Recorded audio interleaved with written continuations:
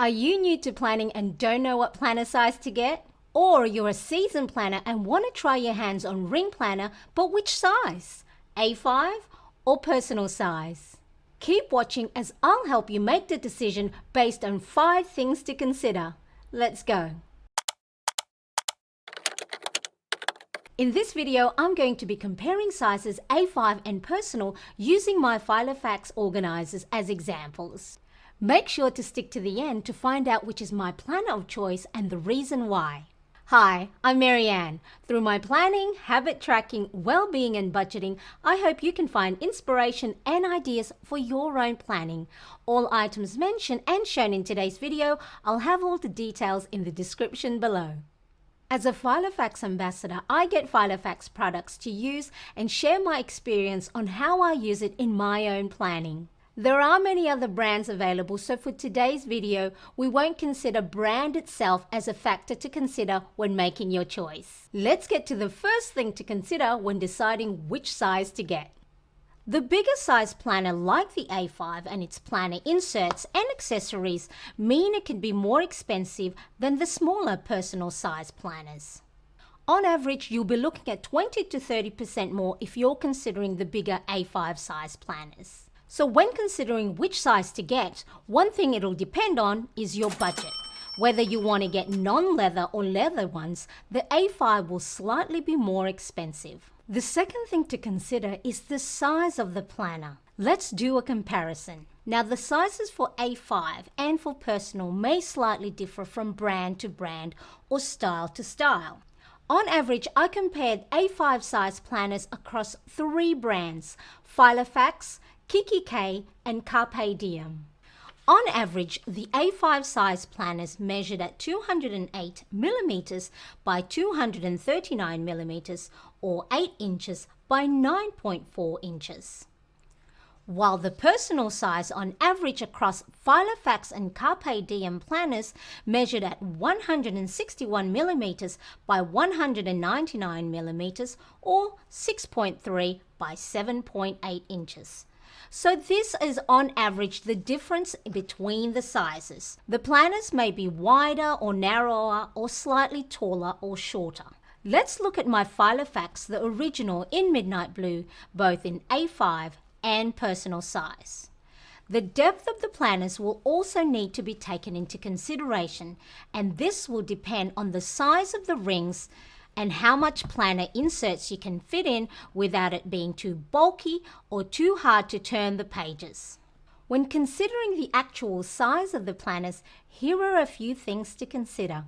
Here are a few pros when it comes to A5 and its size. It's great as a desk binder, so it's good to keep it open at your desk or on the kitchen table. By having it open and your task visible means you're more likely to update it.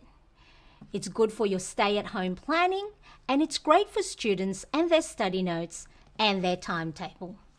The A5 has bigger rings, which means it can fit more planner inserts as well as thicker paper. Some of the pros of the personal size planners are: if you don't have a lot of things to write, plan or keep track of, the personal size is great. This also means you're not pressured to fill it in with things you don't need.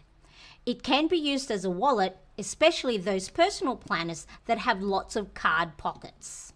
The next thing to consider when you're deciding whether to get an A5 or a personal size planner is its portability. A5 is a lot bigger and may not be as portable because it can be heavy and bulky. This also means you will need a bigger bag to pop it in. If you're working outside of the home and you need to bring your planner with you, you may have to take things out of it that you don't need for work and then pop it back in when you get home, which can get a little bit annoying.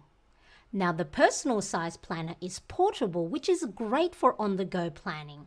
It's a great in-between size, which fits well in smaller size bags, and it's not too heavy or bulky. When deciding which size is right for you, the A5 or the personal size planner, the other thing to consider is the size and writing space of the planner inserts or planner pages itself. Let's compare the planner insert sizes. These comparisons are for the standard A5 and personal size planner inserts, not the wide version. So the A5 planner inserts measure at 147 millimeters by 211 millimeters or 5.8 inches by 8.3 inches, while the personal size planner inserts measure at 95 millimeters by 171 millimeters or 3.75 inches by 6.75 inches.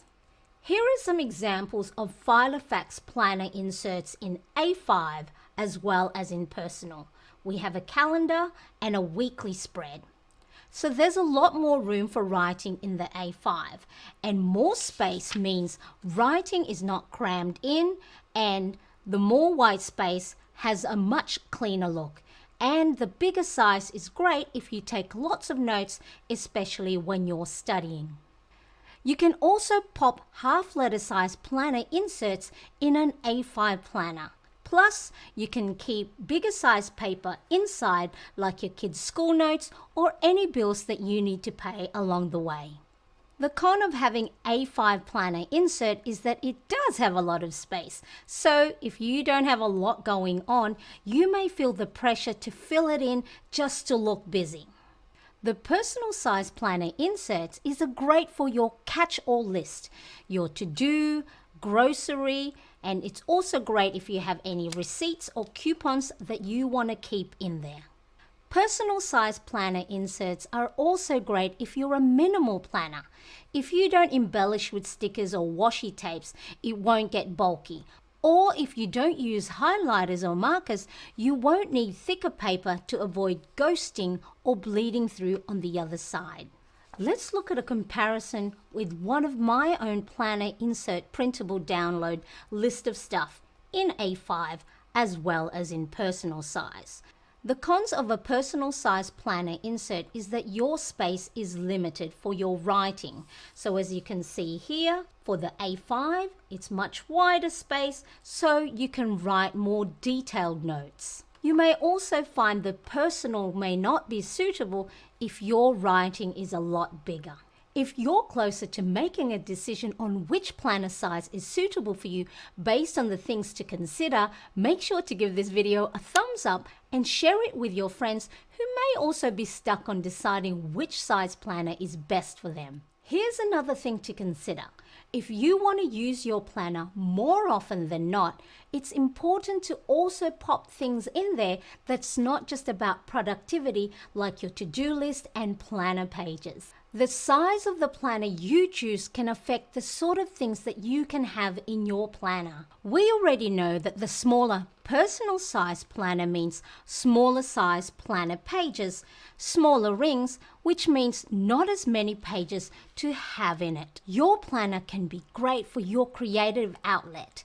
You can track your well-being planner pages, habit, mood and sleep trackers, fun trackers like books or reading trackers, to track movies you've watched, savings trackers or debt payment trackers. If you're on social media and you want to track your followers and subscribers, the A5 planner means you can have more tabs and sections to separate the things. Now you can still use your personal size planner for a lot of these things to track, but the more things you have in it, the more it'll get bulky, and then the pages get harder to turn once the ring planners are filled with more pages. So what do I use for my own personal planning? When I first started using ring planners a few years back, I was in personal size planners. As you can see, I was able to have a lot of my daily, weekly, and monthly planning in it. I even had my expense trackers. However, as I started getting better at being mindful and looking after my well-being, I found I needed more space and moved into A5 planning. But now, as I transitioned as a full-time homeschooling mum into full-time content creation, I found I needed separate daily pages for the more detailed tasks I do for each social media platform. So I moved my daily planning into personal size planner. What I'm trying to say is your planner has to work for you in whatever season you are in. Sometimes you may get really busy and need the space an A5 and A5 planner pages provides. Other times you may be on the road a lot and not need to carry all your creative and wellness trackers, so a personal size planner is enough for your daily tasks, appointments, and reminders. Just like the seasons, your planner needs will change as well. So when you find yourself not touching your planner, you may not necessarily need to change the size, but do consider changing your planner inserts. Consider them like pants. Sometimes you just want to wear comfy tracksuit pants, and other times you want to wear a butt-hugging sexy jeans. Use whatever suits you at the time you need it. The next thing to do is watch this A5 planner flip through video to see what planner pages I keep in it. Thanks for watching, I appreciate you, and see you in the next video.